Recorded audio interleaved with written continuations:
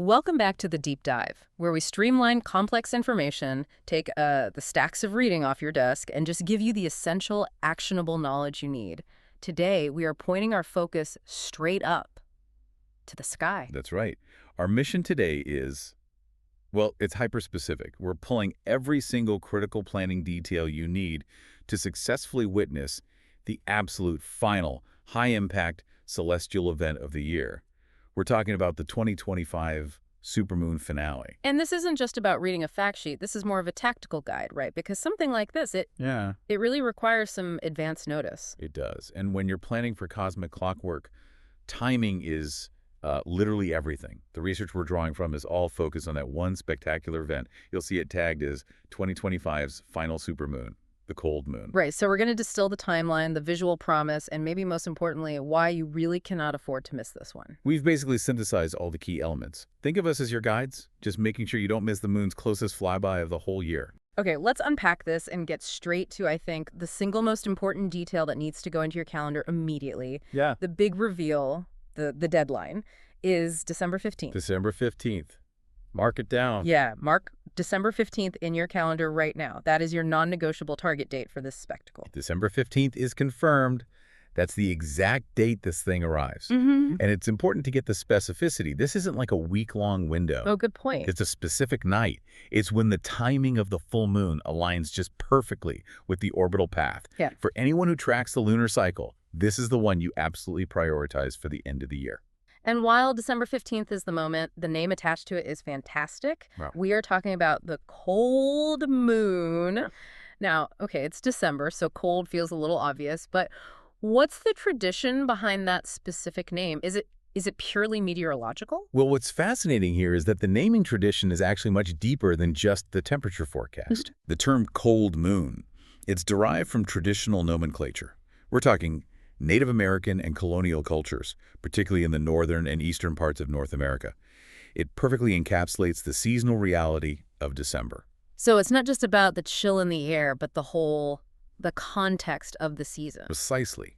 The research notes, they remind us that these names, like the harvest moon or the beaver moon, they were used to track the seasons. The anchor activities like farming or... Exactly. Agricultural or survival activities. The cold moon specifically referred to the time when winter truly begins to grip the land. Yeah. The long dark nights and the deep cold setting in. So it's a cultural marker of the longest nights and the harshest climate. It's basically a flag saying you are entering the serious part of winter. Absolutely. It links that traditional name straight back to the seasonal reality. And it's an easy way to remember the context. It's going to be the kind of chilly out there that requires planning. You'll need layers if you step outside to view it. Okay, so we have the date, December 15th. We have the name, the cold moon. What's the immediate actionable step our notes advise? Because, you can't reschedule a supermoon. No, you can't. And the notes are very clear on this. The most practical instruction is this. Set a reminder on your phone right now so you don't miss out. It's so easy to forget. It is. We get so busy in the final weeks of the year that just relying on your memory for an event like this, it's a huge mistake. Right, you get one shot on that specific night. A little digital nudge is critical. But setting an alarm for a freezing night in mid-December requires some serious motivation. So why should you brave the cold? What's the visual promise of this particular cold moon? That's a really important question. What even defines a supermoon visually for the casual observer, not just the astronomer? We hear the term tossed around all the time. Well, the notes are pretty specific about the visual impact. They say the moon will look noticeably larger and brighter than normal. I think that word noticeably is the key selling point here. That is the absolute crux of the experience. We have to remember that the term supermoon, while it's popular, is really used to describe a full moon that occurs when the moon is near its closest approach to Earth. And that closest point has a technical name, right? It does. It's known as perigee. Okay, let's pause on perigee for a second. For someone listening who isn't a planetary scientist, how should they visualize that? Just think of the moon's orbit as a stretched out oval. It's not a perfect circle. The Earth is near one end of that oval. Perigee is simply the point in the orbit where the moon swings closest to us. And if a full moon happens right at that moment? You get a supermoon. And for this December 15th event, the notes imply that alignment is tight enough to really maximize that effect. So how much closer are we actually talking? What does that mean for what we see, for the brightness and size?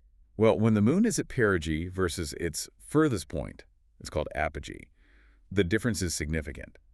This alignment means the moon will appear roughly 14% larger in diameter 14%. and up to 30% brighter than the dimmest full moons of the year. Wow, okay, so the word noticeably is doing some heavy lifting there. That's a real difference. It is, because that size difference is just on the cusp of what the naked eye can comfortably register and appreciate without needing, a side-by-side comparison. It's not just mathematically bigger, it is a genuinely optically enhanced experience. Exactly. And there's a little psychological component, too, which makes it even better.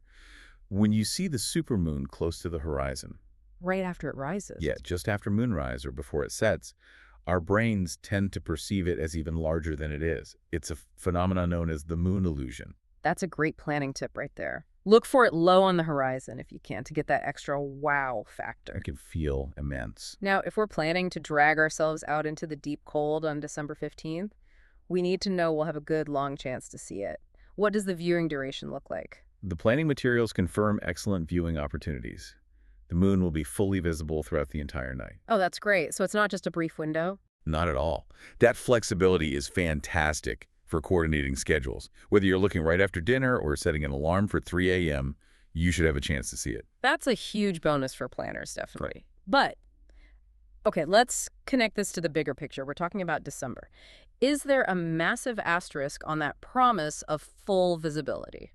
Yes, a huge one. Because a perfect celestial event means nothing if we can't see past the cloud cover. That is the essential reality check. Yeah. We can predict the moon's path down to the second, but we absolutely cannot predict the weather weeks in advance. Right. So this is the crucial caveat. It is. The full visibility, while it's scheduled, is conditional on one thing, if weather permits. You can have the most precise calendar reminder, but if heavy clouds roll in, the show is, well, it's postponed indefinitely. For you, anyway. So you have to manage expectations. The prep becomes a two-step process: calendar planning and then meteorological flexibility. You have to be ready to pivot based on the local forecast as the date gets closer. Okay, but here's where it gets really interesting for me. Why the urgency? We have supermoons. Why treat this specific December 15th event like such a critical deadline? The urgency is tied directly to the calendar turnover. And more importantly, the orbital mechanics. The planning notes make it crystal clear. This December 15th cold moon is your last opportunity this year to see this. The last one. So missing this one means you start a significant wait. A very significant wait. And according to our material, it is not a short one. So we close out 2025. What's the gap we're facing if we miss this event? We're talking about a period of time that spans almost the entirety of 2026. The notes drive this home by stating very clearly that after this one, there won't be another confirmed supermoon until October 2026. October 2026? October 2026. Wow, that's nearly a full year away. That completely changes the stakes. This isn't just the last one of the season. No, it's a nearly year-long hiatus. Why such a long gap, though? I mean, the moon goes around the Earth every month. Why wouldn't we get one sooner? This is where that orbital complexity comes in. It's fascinating. So we know the cycle from one full moon to the next is about 29.5 days. The synodic month. Right. But the alignment that defines perigee, the moon's closest point, doesn't perfectly match that 29.5-day cycle. So the full moon date creeps forward on our calendar, but the perigee date is also moving on its own different schedule. Exactly.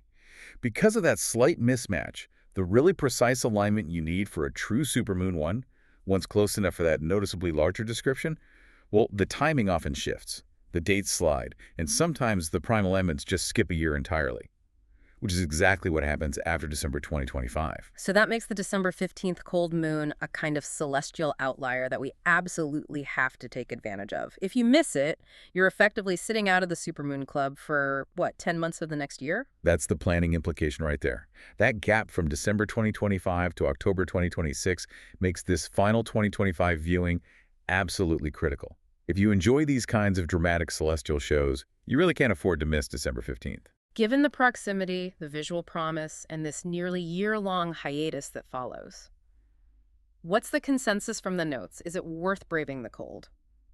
The conclusion is definitive. It's not just a suggestion. It's a strongly recommended use of your time. The combination of the historical context viewing the moon, known to ancients as the marker of deep winter, and the science of it being at its closest, makes this a high-value target for anyone. We've covered a lot, from the deep traditions of the name to the orbital mechanics. Before we wrap, let's quickly summarize the vital, actionable pieces of knowledge you need to take away. Yeah, let's condense this into, say, a 3-point checklist. Okay, first, the date and the name. December 15th, the cold moon. That's when it all aligns. Set that phone reminder now. Check. Second, the visual spectacle. Yeah. You're looking for a moon that appears noticeably larger and brighter than normal, all thanks to that perfect perigee alignment. And third, the planning urgency. And this is driven by the knowledge that the next confirmed supermoon won't arrive for a very, very long time, not until October 2026. That gap is what makes this final viewing window so critical. It's a spectacular window that closes mid-December and won't reopen for nearly a year. Make sure you are ready for it. And this whole deep dive has been about careful planning for a predictable scheduled event. We know exactly when the moon will arrive and how close it will be. But the final piece of context we have to remember is that full visibility, it depends entirely on the unpredictable weather forecast on that specific night. So what stands out to you about planning for a spectacle that requires patience and precise calendar management, knowing that the final decision rests solely with the clouds? Is this a frustrating reality, or does that element of unpredictable weather make the success of actually seeing it all the more rewarding? Think about that tension between all our human planning and that cosmic uncertainty.